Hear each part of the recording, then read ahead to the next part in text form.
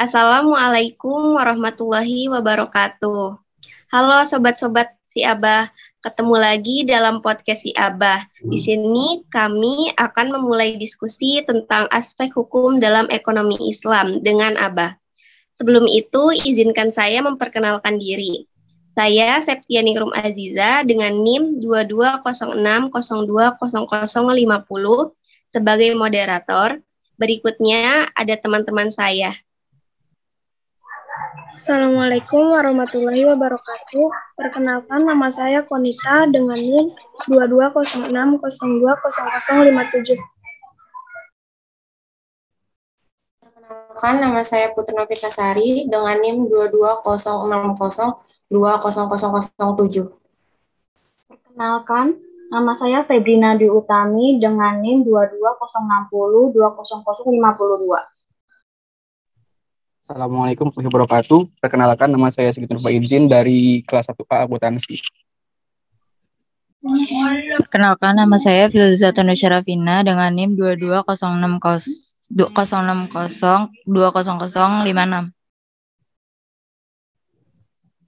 Perkenalkan, nama saya Herwin Aprilia dengan NIM 2206020047. Selanjutnya Siti Sukaisi.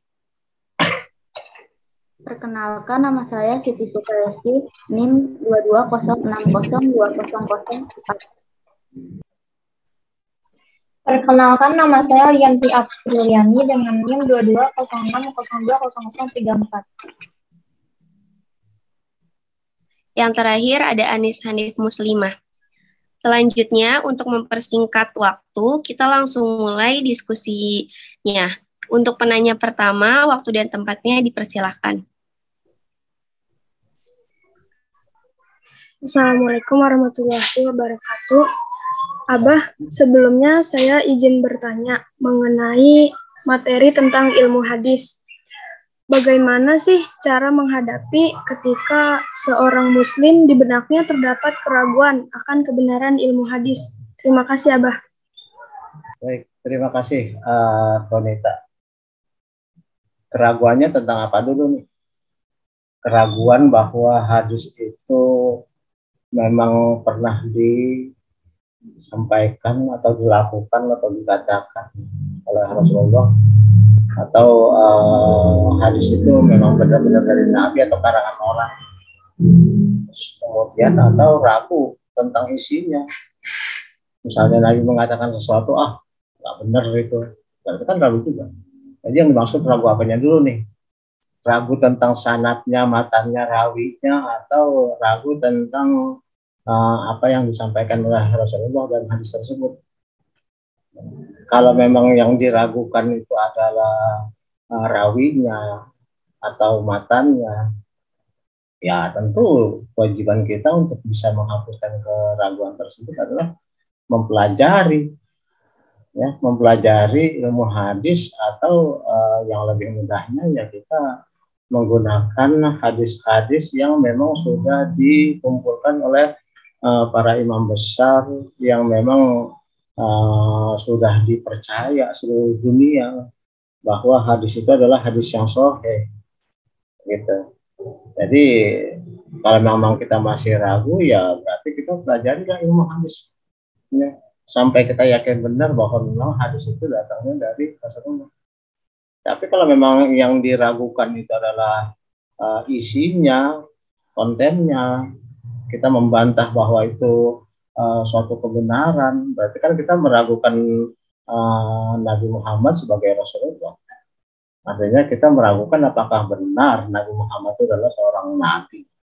Nah, dalam hal ini berarti keimanan kita kan masih harus ditingkatkan lagi, ya. Karena Allah sendiri sudah menjamin bahwa zalikal kitabu la raiba fihi hudal lil muttaqin. Artinya kitab ini, Al-Quran, tidak ada keraguan di dalamnya, dan ini menjadi petunjuk bagi orang-orang yang ingin bertakwa atau orang-orang yang sudah muttaqin, gitu ya. Kalau kita, walaupun dalam hal ini yang dijamin oleh Allah adalah Al-Quran, tetapi tentu Allah juga sekaligus secara tidak langsung menjamin bahwa Rasulullah itu adalah juga seorang yang memang diamanatkan untuk menjadi Rasulullah. Artinya tidak mungkin ngarang-ngarang, tidak mungkin bahwa apa yang disampaikan oleh Rasulullah itu adalah sesuatu yang bohong. Ya, karena Allah sendiri sudah mengatakan bahwa sungguh di dalam diri Rasulullah itu bagi kamu semua adalah ada contoh yang baik. Ya, laqad kana lakum fi Rasulillahi uswatun hasanah. Ya, sesungguhnya pada diri Rasulullah itu bagi kamu ada contoh yang baik. Berarti kan dalam firman ini Allah sekaligus menjamin bahwa Rasulullah tidak mungkin ngarang-ngarang.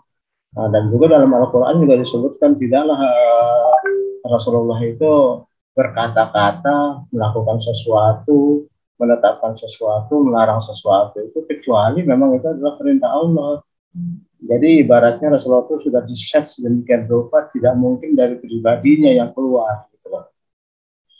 Dengan demikian kita bisa menyimpulkan kalau orang meragukan kebenaran dari apa yang disampaikan oleh Rasulullah, itu berarti kita meragukan juga siapa yang menyampaikan. Kalau kita mau meragukan seorang utusan, kan bisa jadi kita secara tidak langsung meragukan orang yang mengutus, kan begitu kan. Jadi kalau meragukan Rasulullah artinya secara tidak langsung meragukan Allah juga, kalau meragukan Rasulullah. Jadi oleh karena itulah maka paket Allah dan Rasulullah adalah suatu kesatuan yang tidak bisa dipisah-pisah, ibarat mata uang. Saya sering mengatakan bahwa asyhadu an la ilaha illallah Muhammad Rasulullah itu adalah ibarat satu keping mata uang yang di baliknya itu ada di dua sisinya ada gambar.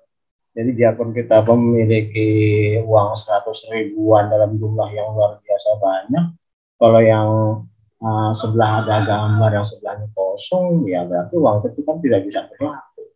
Ya, uang itu tidak laku. Oleh karena itulah maka mempercayai Allah berarti harus mempercayai Rasulullah. Jadi tidak bisa kita hanya kepada Al-Quran lalu kemudian Rasulullah kita nafikan, kita anggap itu nggak benar, nggak boleh seperti itu. Harus dua-duanya, gitu ya. Karena Allah juga sudah mengatakan bahwa al-yauma akmaltu lakum dinakum, pada hari ini telah aku lengkapi agamamu, ya. Terus kemudian telah aku cukupkan juga nikmatku, artinya semua petunjuk itu sudah lengkap dan aku ridho Islam jadi agamamu. Berarti agama Islam itu adalah kesatuan apa yang disampaikan oleh Allah dan dicontohkan oleh Rasulullah. Ya, memang ada golongan orang yang mempercayai Allah tapi kemudian tidak mempercayai Rasulullah. Nah, golongan ini seringkali disebut atau dinamakan golongan ingkar sunnah. Secara logikanya saja apa yang disampaikan oleh Allah itu kan melalui Nabi Muhammad, melalui Rasulullah. Dari mana kita tahu itu disampaikan oleh Allah kalau kita sendiri tidak mempercayai Rasulullah? Memang kita langsung ketemu Allah? Kan enggak. Ada wakilnya, ada utusannya, ya, ada Rasulnya. Berarti kita tidak mungkin mempercayai Allah tanpa mempercayai Rasulullah, gitu.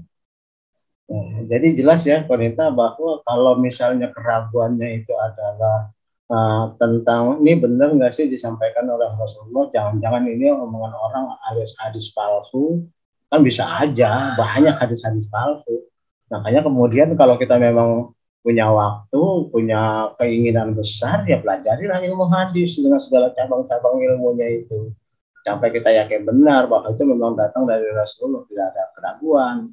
Tapi bagi kita yang memang awam, ya tentunya kita hanya menggunakan buku-buku kumpulan hadis yang memang sudah disusun oleh para imam besar seperti Imam Bukhari, Imam Muslim.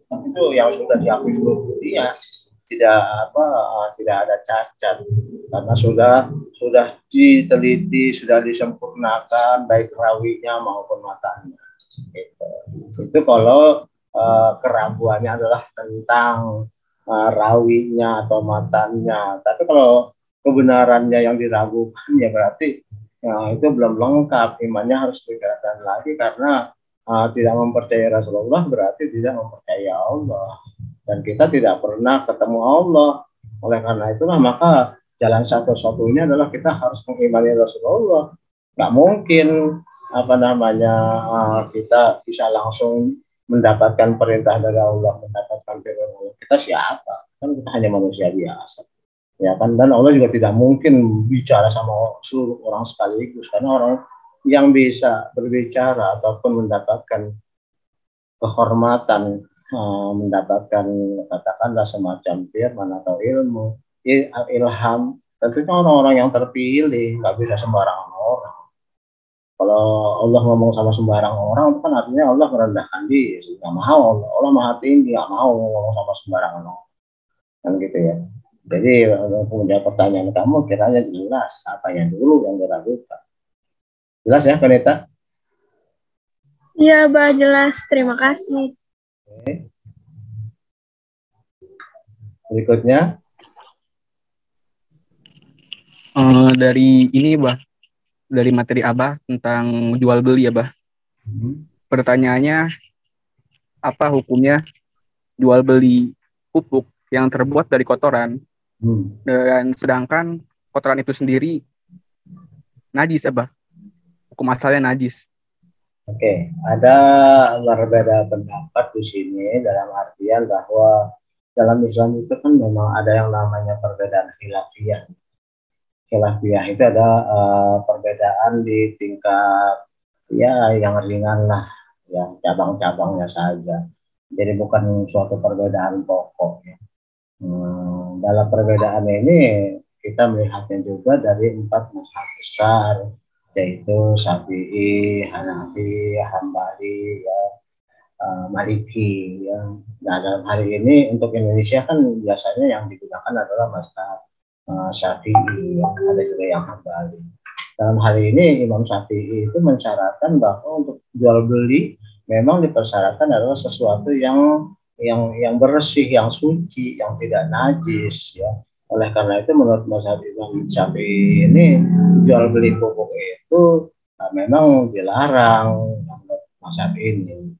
Tetapi juga ada perbedaan pendapat, yaitu mazhab yang dipelopori oleh Imam Hanafi. Imam Hanafi dengan mazhabnya Hanafiyah, ya. Dalam aliran ini disebutkan bahwa dalam jual beli itu adalah sesuatu yang memang mendatangkan kebaikan. Ya, mendatangkan kebaikan berarti tidak dipersyaratkan bahwa barangnya itu apakah barang yang kotor atau barang yang najis, sepanjang dia memang mendatangkan kebaikan dan memang ada manfaatnya. Menurut Imam Hanafi itu diperbolehkan, ya. Oleh karena itulah pupuk, kalau kita tahu secara keilmuan kan memang mengandung zat-zat yang bisa menumbuhkan tanaman, gitu. Oleh karena itulah maka jual beli pupuk kandang, pupuk hewan, kotoran hewan, walaupun kotoran itu jelas adalah sesuatu yang najis, tapi menurut Imam Hanafi ini boleh dilakukan oleh karena dia mengandung kebaikan. Yang tidak dibolehkan itu adalah memperjualbelikan sesuatu yang memang mendatangkan keburukan, ya, mendatangkan keburukan sehingga dia tidak diperkenankan atau dilarang untuk diperjualbelikan. Terus kemudian ini juga terkait barangkali dengan apa yang kami tanyakan sebelumnya, ya, yaitu tentang apa itu yang sebelumnya Sigit yang Abah bilang, wah ini dari pesantren. Apa itu pertanyaannya? Ya, kamu menanyakan tentang suduz zariyah, ya, suduz zariyah, ya. Suduz zariyah itu terkait dengan pertanyaan kamu yang tadi juga. Artinya sesuatu itu bisa menjadi sesuatu yang dilarang atau yang diperbolehkan adalah tergantung pada manfaatnya. Jadi kalau kita memperjualbelikan sesuatu yang diperkirakan itu akan mendatangkan mudarat, maka itu tidak diperbolehkan. Nah, misalnya apa? Kamu berjual beli pisau dengan seorang preman, gitu ya. yang kita tahu dia itu begal, lalu kemudian kita jual beli golok sama dia, itu kan ada kemungkinan bahwa golok itu nanti disalahgunakan sebagai alat untuk membegal orang lain gitu. Nah itu jelas bahwa meskipun golok kita sendiri sesuatu yang tidak ada masalah, bukan sesuatu yang najis, tapi kita memperjualbelikannya kepada orang yang kita tahu itu sering menyalahgunakan senjata tajam untuk kejahatan. Nah disinilah ya, ilmu tentang zuhud jariyah ini adalah sudut pandang kita. Barang yang mau kita jual itu walaupun barang yang nggak ada masalah, tapi kalau dijualnya kepada orang yang kita tahu akan menimbulkan masalah, maka jual beli itu menjadi sesuatu yang dilarang. Sama juga kita jual beli katakanlah minuman kepada pemabuk. Tapi jelas ya kalau jual beli minuman juga nggak boleh sih. Tapi kayak tadi lah yang paling gampang, kita jual beli sesuatu yang kita perkirakan akan disalahgunakan. Itu kemungkinan akan ada kejahatan sehingga jual beli yang seperti itu menjadi sesuatu yang tidak diperbolehkan. Oke, jadi ada keterkaitan antara pertanyaan kamu yang pertama dengan pertanyaan yang kedua, yaitu kalau kita memperjualbelikan sesuatu itu walaupun barangnya sendiri bagus, baik, tidak ada masalah, tapi kemudian kalau dijual jadi masalah itu nggak boleh.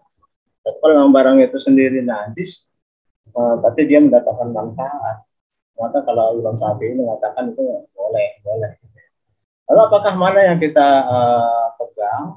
Apakah Imam Syafi'i atau Imam Hanafi? Dalam hal ini itu hanya aliran pemikiran ya, bukan berarti suatu pendapat hukum yang memang dalam arti yang tidak bisa tidak gitu.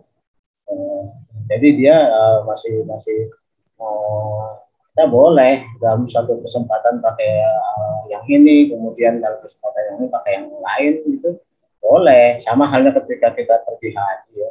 Pergi haji itu kan kalau menurut Imam Syafi'i tidak boleh bersentuhan laki-laki dengan perempuan yang bukan muhrim karena akan batal.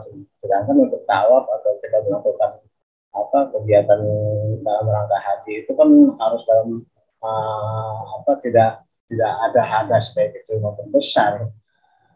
Tetapi kondisinya kalau kita lakukan itu di Mekah di mana orang begitu banyak dan kemungkinan besar saling bersentuhan, ya maka walaupun sehari-hari kita di Indonesia menggunakan mengikuti mazhab Imam Syafi'i, tapi Syafi'i membatalkan itu, ya membatalkan sentuhan itu. Berarti jauh pada waktu kita pergi melakukan ibadah haji, kita menggunakan pendapat dari mazhab Hanafi yang membolehkan, tidak mempermasalahkan. Sebab kondisinya seperti itu, kondisional dalam arti kalau kondisinya normal di Indonesia nggak ada kerumunan, nggak ada apa, ya mungkin mazhab Syafi'i yang kita pakai, kita batal dalam rangka menjaga kesucian ibadah kita kan.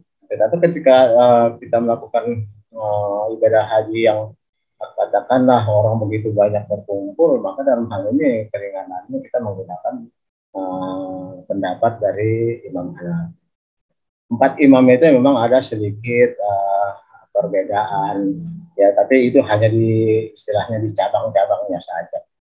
Ya, saya kira demikian ya. Jadi jawabannya untuk pertanyaan apakah pokok hewan itu boleh diperjualbelikan? Ya, kalau mau Imam Syafi'i tidak boleh. Kalau mau Imam Hanafi ya boleh. Ya arti ya kalau memang dia katakanlah seorang pedagang yang memang di hari raya kurban itu ya ada saudagar yang suka jualan kambing, sapi itu kan banyak. Lalu kemudian selama masa menunggu yang beli itu kan otomatis lah kotoran bertumpuk ya. Kemudian diapakan itu yang numpuk itu? Ya kalau memang ada yang berminat boleh, karena itu kan walaupun najis tapi dia masih bisa dimanfaatkan. Gitu ya, sedikit. Baik Abah, terima kasih. Ya. Oke, siap dia sekarang. Izin bertanya Abah. Ya. Sesuai yang sudah dijelaskan oleh Abah dalam perkuliahan sebelumnya, salah satu ciri masyarakat Madani yaitu pluralisme atau paham yang menghargai adanya perbedaan dalam masyarakat. Bagaimana cara menerapkan serta mengamalkan paham tersebut dalam kehidupan sehari-hari? Oke, pluralisme berarti kita mengakui adanya perbedaan. Dalam arti kita tidak memaksakan semua orang harus sama dan sependapat dengan kita. Nah, maka di sinilah perlu sikap toleransi. Toleransi artinya kita menghargai perbedaan tersebut. Kalau pluralisme adalah keberagaman, ya, kita mengakui bahwa Indonesia itu kan nggak hanya umat Islam. Bahkan Islam sendiri Indonesia kan macam-macam aliran, ya kan, antara NU, Nahdlatul Ulama dengan Muhammadiyah saja ada perbedaan-perbedaan. Misalnya saja dalam sholat taraweh, dalam sholat subuh, kan antara Muhammadiyah dengan Nahdlatul Ulama ada perbedaan. Kalau Nahdlatul Ulama biasanya kalau sholat subuhnya kan pakai kunut, kalau Muhammadiyah kan nggak pakai kunut, ya kan. Nah, kemudian juga di dalam aliran katakanlah Nahdlatul Ulama itu kalau orang meninggal itu kan biasanya ada acara tahlilan sampai 7 hari. Kalau Muhammadiyah kan nggak pakai itu. Ya, jadi itu jelas dalam Islam sendiri ada pluralisme. Belum lagi aliran yang lain. Besok sebentar lagi kita kan akan puasa lagi. Kan kita lihat ada perbedaan penentuan tanggalnya itu beda. Kadang-kadang Muhammadiyah sama NU itu beda mulainya kapan, Lebaran itu kadang-kadang beda-beda, ya. Ditambah lagi juga kadang-kadang ada aliran-aliran yang meskipun apa namanya pengikutnya nggak banyak, tapi suka Lebaran duluan, puasa duluan, kan ada yang seperti itu. Itu kan berarti di dalam Islam sendiri sudah terdapat banyak perbedaan. Apalagi dengan di luar Islam. Luar Islam kan kita tahu Indonesia ini ada agama Kristen, ada Katolik, ada Hindu, ada Buddha. Di samping yang ada yang agama resmi juga ada aliran-aliran kepercayaan. Aliran kepercayaan itu ada di tiap daerah sesuai dengan adatnya masing-masing. Ya, bagaimana kita tidak mau mengakui mereka? Apakah kita kemudian harus memusnahkan mereka, memusuhi mereka? Kan nggak perlu, ya. Kita boleh yakin bahwa agama kita adalah yang terbaik, itu menjadi pegangan kita sendiri. Nggak bisa kita maksa-maksain orang supaya jangan menggunakan itu, harus ikut saya. Kita boleh berdakwah dalam arti kita melakukan memberikan contoh, memberikan penjelasan, gitu, memberikan penerangan. Ya, itu boleh, tapi bukan berarti kita memaksakan mereka harus pindah agama, masuk Islam. Kalau bukan keyakinan mereka, untuk apa juga? Islam sama sekali nggak butuh orang, mau banyak mau sedikit nggak ada masalah. Islam itu adalah kebenaran yang kita yakini, jadi kita pegang sendiri, bukan kita kemudian memaksa-maksain orang untuk memegang hal yang sama. Berarti pluralisme di Indonesia ini yang seperti yang kamu tanyakan, besok kalau nggak salah itu ada, ini pernah terjadi juga, kalau nggak salah nanti itu Lebaran itu akan bersinggungan dengan Natalan, ya kan? Saya lupa tanggalnya, tapi kalau nggak salah kayaknya bersinggungan dengan Natalan hari Minggu gitu loh. Lebaran itu kalau nggak salah Sabtu atau Minggu gitu. Ya, dengan berarti kan dengan kaum Kristiani aja udah berbenturan. Lalu kita mau ngapain? Mau perang dengan mereka atau kita larang mereka untuk merayakan Natal karena bertepatan dengan Idul Fitri? Kan nggak mungkin, ngapain gitu ya, biarin aja itu jadi keyakinan mereka sendiri. Yang mau ke gereja ya ke gereja, yang mau ke masjid ya ke masjid, mau ke lapangan sholat idnya monggo, ngapain saling mengganggu.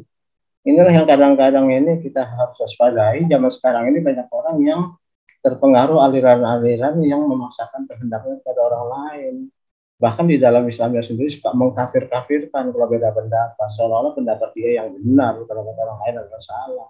Islam sendiri seperti pertanyaan saya, jawaban saya terhadap pertanyaan Sigit Nursanto tadi, Sigit Nur Faizin tadi, jelas bahwa kita harus menghargai pendapat-pendapat dari para ulamanya saja, pemuka agamanya saja sudah ada perbedaan-perbedaan antara empat mazhab itu.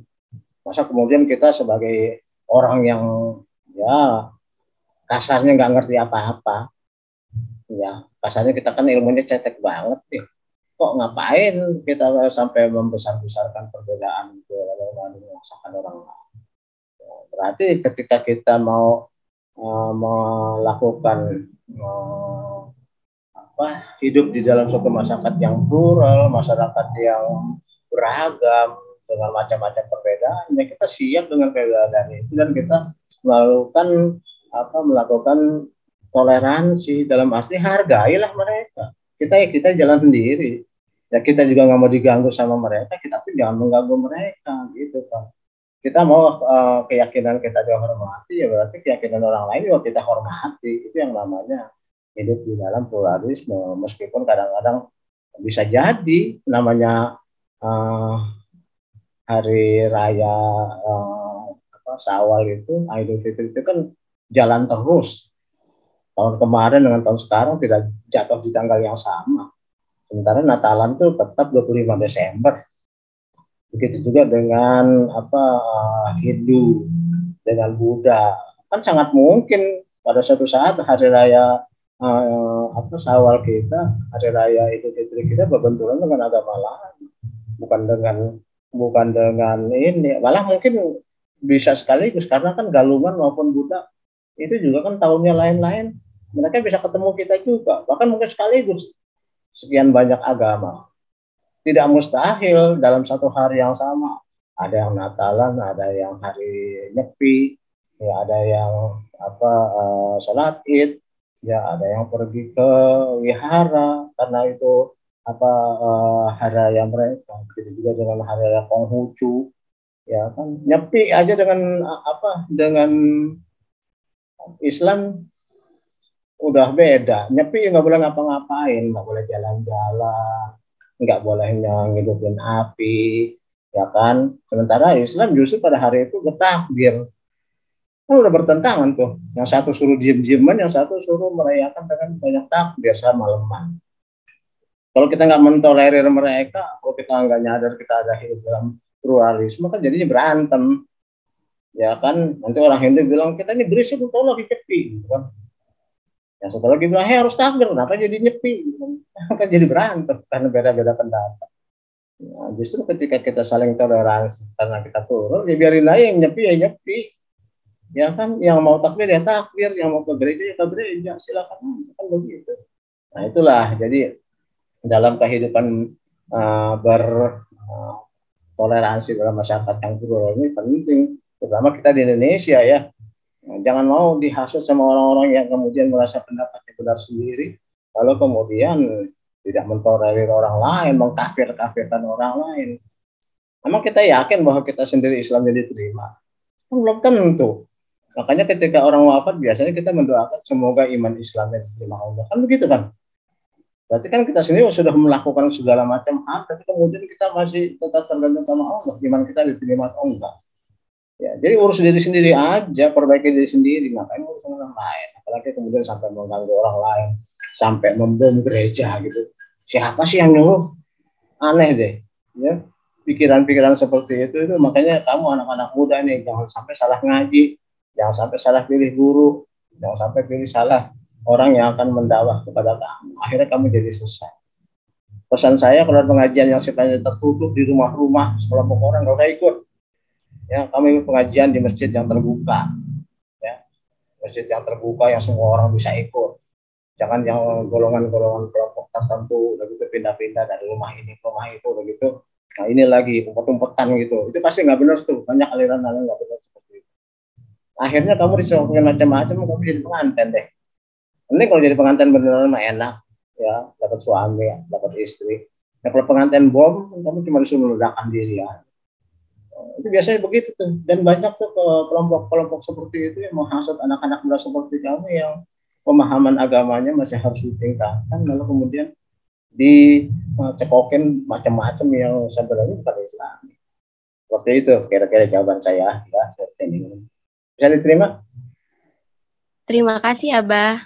Oke. Selanjutnya untuk penanya berikutnya itu Hermin Aprilia, Abah. Oke, silakan. Baik, Abah. Sebelumnya Harun mau tanya tentang materi gadai. Nah, di sini pertanyaan Hermin itu, bagaimana prosedur pegadaian syariah jika terdapat nasabah yang sudah tidak sanggup untuk melunasi angsuran gadainya? Lalu, apakah ada hukum Islamnya? Itu saja, Abah. Terima kasih. Baik, Hermin sebenarnya itu kan sudah pernah kita bahas ya dalam kuliah tentang RAM. yaitu gadai dalam ajaran Islam. Nah, jadi gadai itu adalah menjaminkan barang ketika kita meminjam uang kepada pihak lain.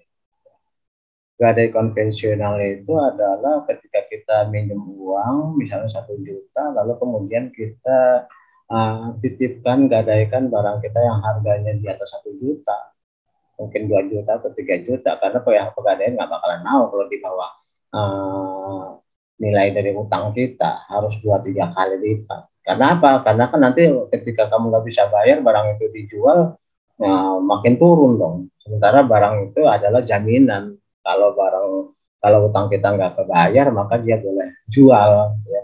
Dia jual barang itu sehingga utang kita yang tidak terbayar itu diambil dari barang jaminan yang kita titipkan lalu kemudian dijual sama dia, gitu ya. Perbedaan antara gadai syariah dengan gadai konvensional itu adalah adanya penambahan nilai uang dari utang yang kita pinjam.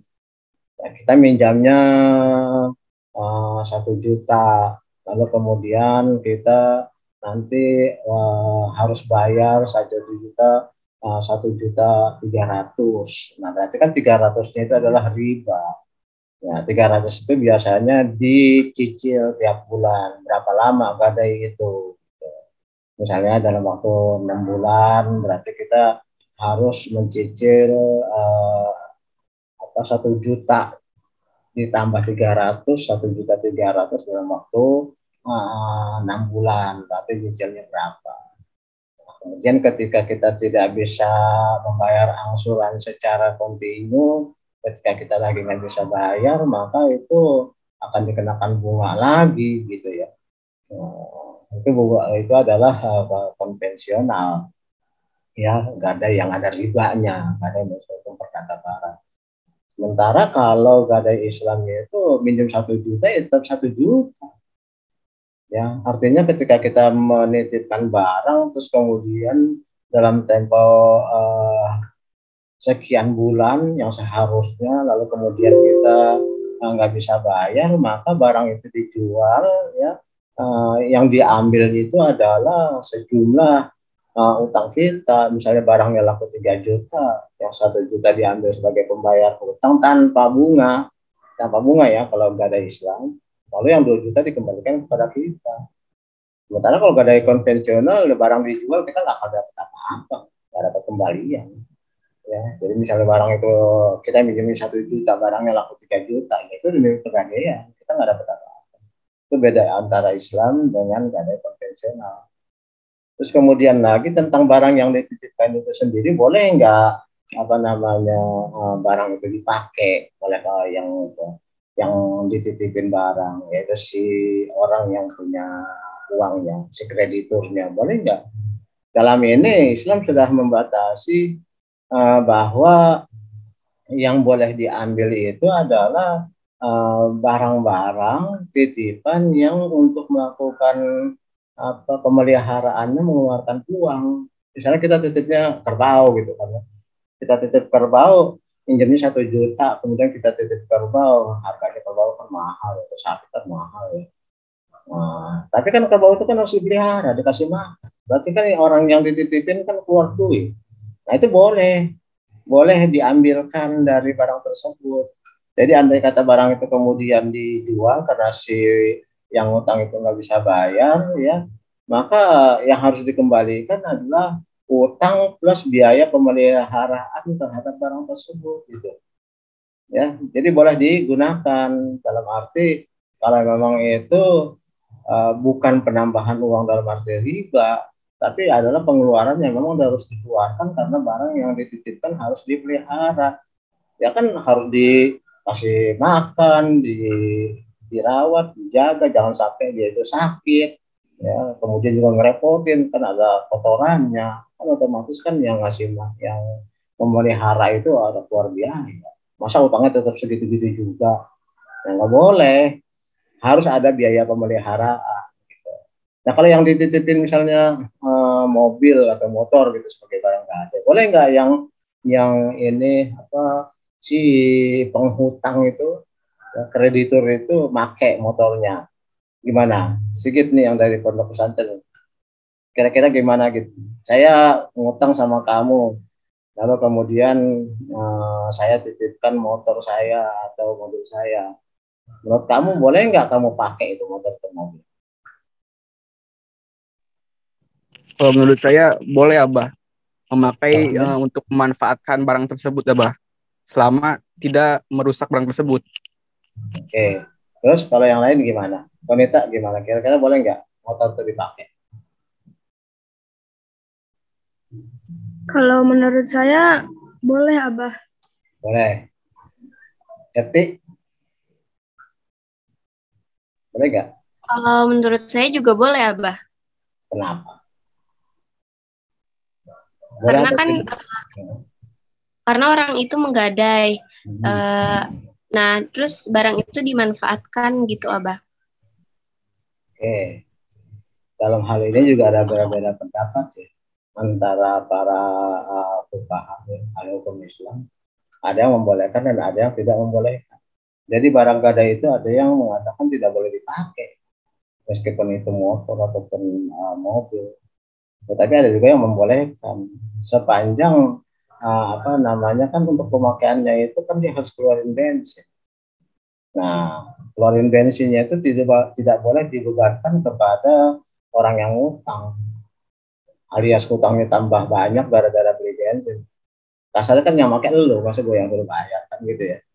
Jadi artinya ketika dia menggunakan maka tanggungan pemeliharaan dan sebagainya sepanjang dia memang menggunakan ya urusan dia, gitu ya. Jadi diperbolehkan sepanjang memang tidak membebani si penghutang, ya tidak membebani orang yang punya utang sehingga utangnya jadi tambah gede, nggak boleh seperti itu. Tetapi kalau misalnya barang itu sendiri tidak bisa dimanfaatkan atau tidak untuk seperti kendaraan, ada yang mengkhususkan hanya untuk kendaraan, baik itu motor, mobil maupun hewan seperti kuda gitu kan bisa dimanfaatkan. Nah itu boleh dimanfaatkan.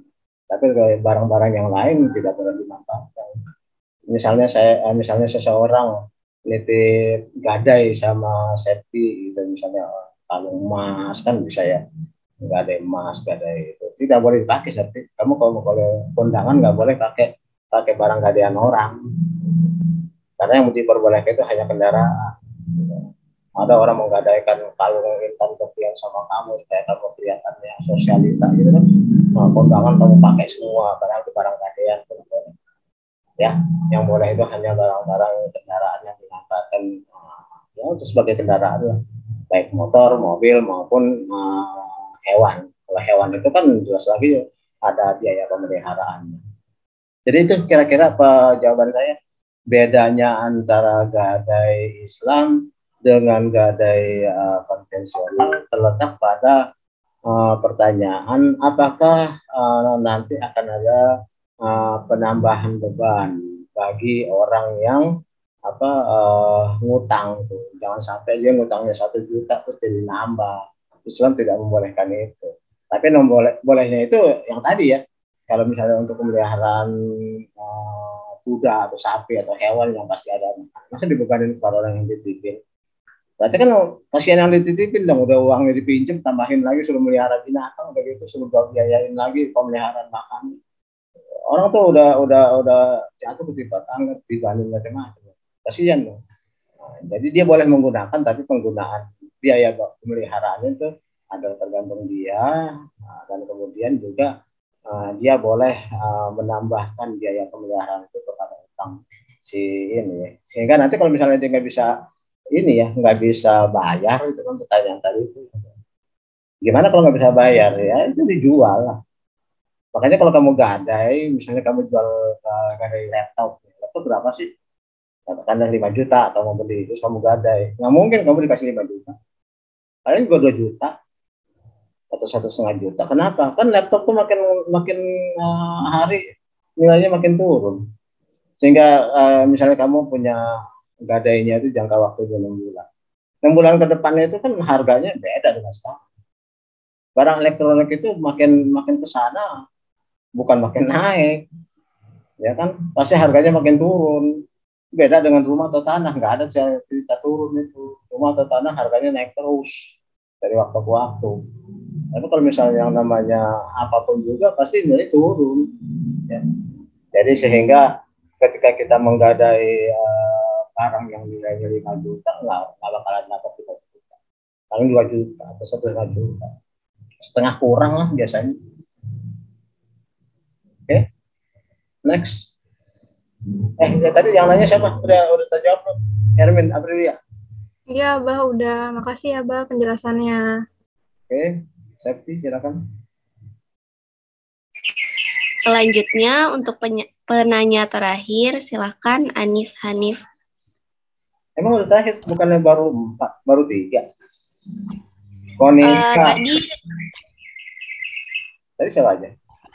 Yang pertama itu kan Konita, ya. Terus yang kedua itu Sigit, yang ketiga itu saya sendiri, ya. Yang keempat itu Hermin Aprilia, dan yang terakhir ini yang kelima Anis Hanif Muslimah, Bah. Oke, silakan Anis. Baik, Abah. Izin bertanya, Abah. Pada materi ilmu hadis kan terdapat macam-macam cabang ilmu hadis. Ya. Di mana salah satunya ada ilmu taufik al-hadis. Pertanyaannya, bagaimana cara atau metode dalam mengumpulkan hadis berdasarkan ilmu taufik al-hadis tersebut? Oke, ini juga terkait dengan jawaban saya terhadap pertanyaan sedikit kalau izin tadi. Kita tahu bahwa zaman Rasulullah itu, ya, dengan zaman sekarang itu kan udah jauh sekali ininya ya, masanya. Rasulullah itu 1400 tahun yang lalu, ya. Otomatis pola kehidupan masyarakat termasuk di dalam masalah ekonomi itu kan udah beda dengan sekarang. Banyak sekali yang dulunya belum ada sekarang ada. Yang mana ada zaman dulu, zaman Rasulullah itu apa yang namanya online, belanja online, terus kemudian apa menggunakan internet dan sebagainya, kan dulu nggak ada. Berarti transaksi-transaksi yang sekarang ada itu tetap kan nggak boleh keluar dari Al-Quran dan hadis, ya kan? Makanya Al-Quran maupun hadis itu hanya memuat hal-hal yang pokok, terutama Al-Quran hanya pokoknya saja.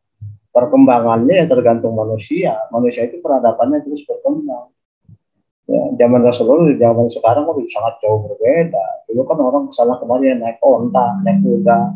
Kan ada naik motor, naik sepeda aja kagak ada, lagi naik mobil, lagi naik pesawat terbang, makin canggih. Berarti kan aktivitas ekonomi juga makin beda. Nah, dalam hal penetapan hukumnya, otomatis hal-hal yang dulunya sudah ada, ya, penetapannya oleh para ahli hukum Islam. Nah, bagaimana kalau sekarang itu kemudian sudah berbeda? Apalagi kemudian antara ahli hukum yang satu, ya, dengan ahli hukum yang lain itu mungkin saja akan terjadi perbedaan pendapat, dan kemudian mereka menggunakan hadis yang walaupun pada intinya sama, ya, tapi kemudian ternyata dalam teksnya itu berbeda, ya. Dalam teksnya berbeda sehingga akan menjadi sulit, ya. Akan menjadi sulit untuk menetapkan karena mana nih yang ini atau yang itu, gitu ya. Maka itulah ilmu yang kamu sebutkan itu at-taufik al-hadis itu adalah untuk membandingkan, mengkomparasikan hadis yang satu dengan hadis yang lain yang pastinya sebenarnya bukan berbeda, tetapi beda sudut pandang, gitu. Beda sudut pandang sehingga seolah-olah itu hadis itu saling bertentangan, ya. Padahal tidak saling bertentangan, cuma ada ininya, ada perbedaan dalam hal penafsiran, dalam hal sudut pandang, gitu. Nah, ilmu inilah yang kemudian berfungsi sebagai suatu ilmu yang mencoba menarik benang merah, ya, menarik benang merah antara satu hadis dengan hadis lain yang seolah-olah, ya, berbeda satu sama lain, ya. metode yang digunakan dalam pengumpulan hadis ini memang ada ilmunya sendiri ya. Misalnya ada dua hadis yang secara lahiriah yang seolah-olah bertentangan maknanya, maka kedua hadis yang seolah-olah bertentangan itu biasanya ditalfikkan ya. Jadi dalam arti dalam pengamalannya itu tidak boleh hanya menggunakan salah satu ya, tetapi kemudian mencoba mengcombine antara yang satu dengan yang lain, karena sebenarnya hadis itu pada intinya sama saja.